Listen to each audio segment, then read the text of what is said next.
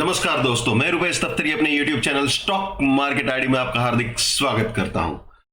दोस्तों, आज है 12 ऑफ मई 2024 और आज के इस सेशन में हम प्रिपरेशन करने वाले हैं निफ्टी और बैंक निफ्टी दोनों की in terms of opening support resistance, bullish probability और bearish probability. Daily point of view से 13 ऑफ मई के लिए और वीकली पॉइंट ऑफ व्यू से भी 13 ऑफ मई से शुरू होने वाले हफ्ते, ठीक है ना। और ये तैयारी शुरू करने से पहले एक रिकैप तो बनता ही है पिछले हफ्ते का और साथ ही साथ फ्राइडे का, ठीक है। तो चलिए शुरू करते हैं, रिकैप देख लेते हैं पहले। तो दोस्तों, ये फ्राइडे में ओपनिंग सपोर्ट रेजिस्टेंस थे, ये रेजिस्टेंस था, ये सपोर्ट था। जो फ्राइडे का निफ्टी का हाई बना हुआ है वो आपको बता देता हूं मैं दोस्तों। निफ्टी का जो फ्राइडे का हाई बना है वो है 22,131.30, यानी एक तरह से आप देखो तो विथ प्राइस फिल्टर तो इसने डेफिनेटली उड़ाया है इसको, लेकिन विथ टाइम फिल्टर नहीं उड़ा पाया। तो ये रेजिस्टेंस इंटैक्ट ही मानेंगे। तो मेन चीज जो है वो ना सपोर्ट ब्रेक कर पाया ना रेजिस्टेंस। बुलिश करेक्शन जो पेंडिंग था वो डेफिनेटली कर लिया उसने इंट्राडे पॉइंट ऑफ व्यू से, ठीक है। तो इसी के अंदर मार्केट घुमा है। अब वीकली पॉइंट ऑफ व्यू से भी आपको दिखा देते हैं। ये आ गए जी वीकली पॉइंट ऑफ व्यू से। मैंने पहले भी बताया था कि ये अटेम्प्ट 932 वाला लो बना चुका है। बस वो थर्सडे को मेरे ख्याल से बना था 932.40, 21932, बस वही बना है। तो ऑलमोस्ट अप्रोच बोलेंगे फाइनल बियरिश टारगेट भी। तो निफ्टी में वीकली और इंट्राडे दोनों मैंने आपको बता दिया। अब बैंक निफ्टी देख लेते हैं। ये है बैंक निफ्टी दोस्तों। इसमें मैं आपको दिखा देता हूं ओपनिंग सपोर्ट रेजिस्टेंस वाला स्लाइड, ठीक है। तो ये है बैंक निफ्टी का ओपनिंग सपोर्ट रेजिस्टेंस वाला स्लाइड दोस्तों। इसमें भी वही चीज हुई है जो निफ्टी में हुई थी।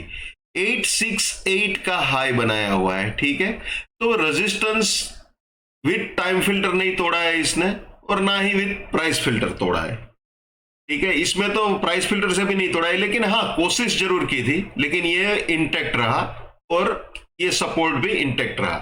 तो बुलिश करेक्शन जो था वो फ्राइडे को उसने किया है और ना सपोर्ट तोड़ा है ना रेजिस्टेंस, तो इसी रेंज के अंदर घुमा हुआ है, ठीक है। और वीकली पॉइंट ऑफ व्यू से भी देख लेते हैं। इंट्राडे पॉइंट ऑफ व्यू से तो दिखा दिया मैंने फ्राइडे का, अब वीकली पॉइंट ऑफ व्यू से दिखा देते हैं आपको। ये हो गया जी वीकली। वीकली में दोस्तों ये 313 का मेरे ख्याल से लो मारा है उसने, 47313 का, ठीक है ना।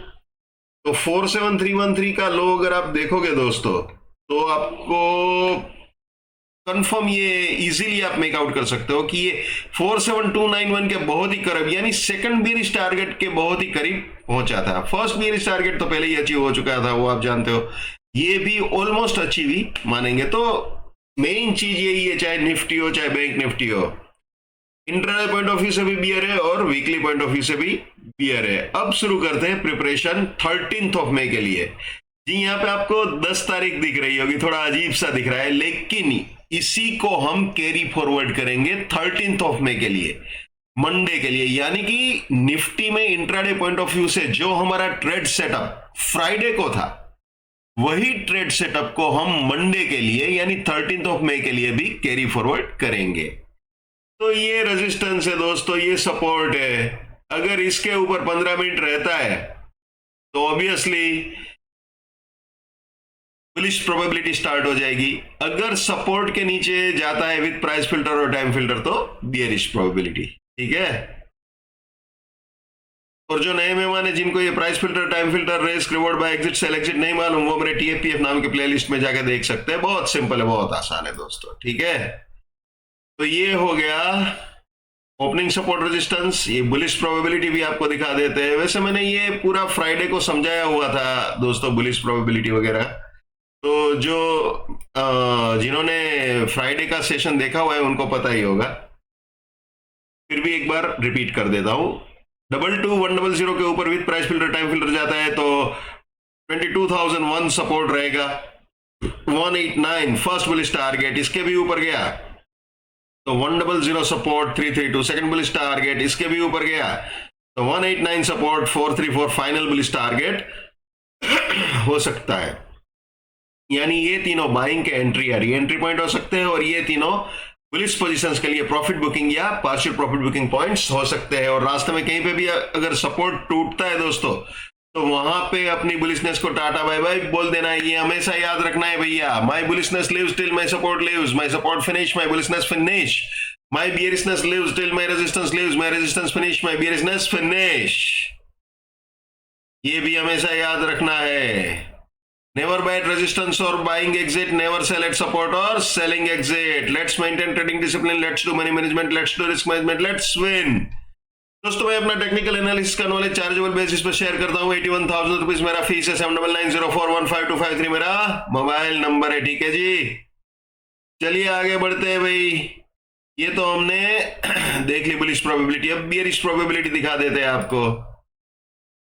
वही जैसे मैंने बुलिश प्रोबेबिलिटी समझाई बिल्कुल वैसे ही है। अगर सपोर्ट के नीचे with price filter time filter जाता है तो 913 रेजिस्टेंस, 725 फर्स्ट बियरिश टारगेट, इसके भी नीचे गया तो 814 रेजिस्टेंस, 582 सेकंड बियरिश टारगेट, इसके भी नीचे गया तो 725 रेजिस्टेंस, 480 फाइनल बियरिश टारगेट हो सकता है। यानी ये तीनों सेलिंग के एंट्री या री एंट्री पॉइंट हो सकते हैं, और ये तीनों बियरिश पोजीशंस के लिए प्रॉफिट बुकिंग या पार्शियल प्रॉफिट बुकिंग पॉइंट्स हो सकते हैं। ठीक है, तो ये चीज है निफ्टी की। और हाँ, रास्ते में रेजिस्टेंस उड़ा है तो वहां पे अपनी बियरिशनेस को टाटा बाय बाय बोल देना चाहिए। दोस्तों मैं जब भी बोलूं इसके ऊपर या इसके नीचे, तो वो विथ प्राइस फिल्टर और टाइम फिल्टर ही है।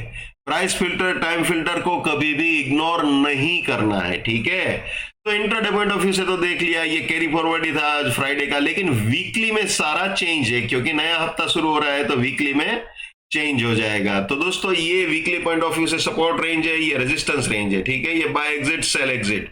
दोस्तों आप जानते ही हो जबरदस्त बियरिशनेस हुई है निफ्टी में और बैंक निफ्टी में, दोनों में वीकली पॉइंट ऑफ व्यू से भी।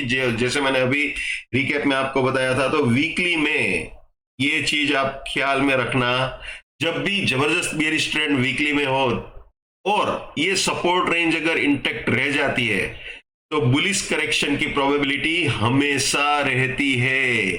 तो अगर ये इंटेक्ट रहता है तो मार्केट यहां तक आ सकता है बाय एग्जिट तक, ये हमेशा ख्याल रखना। लेकिन जब ट्रेंड बियरिश हो और बुलिश करेक्शन प्ले करना हो तो वॉल्यूम हमेशा कम रखना चाहिए। ठीक है ना, और स्टॉप लॉस टाइट रखना चाहिए। ठीक है, अब देख लेते हैं bullish probability weekly point of view से। ये आ गया जी बुलिश प्रोबेबिलिटी में। ओके, जैसे इंट्राडे में समझाया बिल्कुल वैसे ही है, नो चेंज।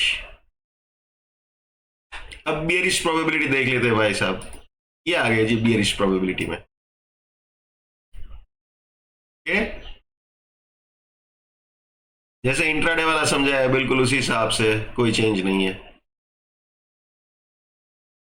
अब बैंक निफ्टी देख लेते हैं। यह है बैंक निफ्टी, जैसे निफ्टी में समझाया बिल्कुल उसी हिसाब से। ये बुलिश प्रोबेबिलिटी जी 13 मई 2024 के लिए। ठीक है ना, इंट्राडे पॉइंट ऑफ व्यू से बैंक निफ्टी की।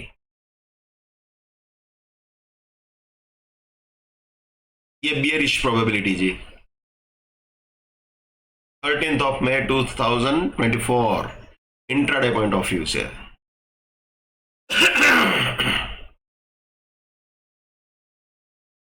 ये weekly support resistance bank Nifty के लिए। इसमें भी वैसे ये अगर ये इंटेक्ट रहता है तो गाड़ी बाय एग्जिट तक आ सकती है बैंक निफ्टी में भी।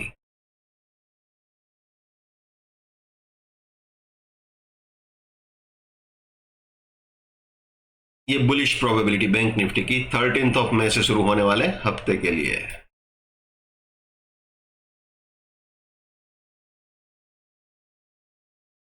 और ये है बियरिश प्रोबेबिलिटी बैंक निफ्टी के लिए 13 मई से शुरू होने वाले हफ्ते के लिए। ठीक है जी,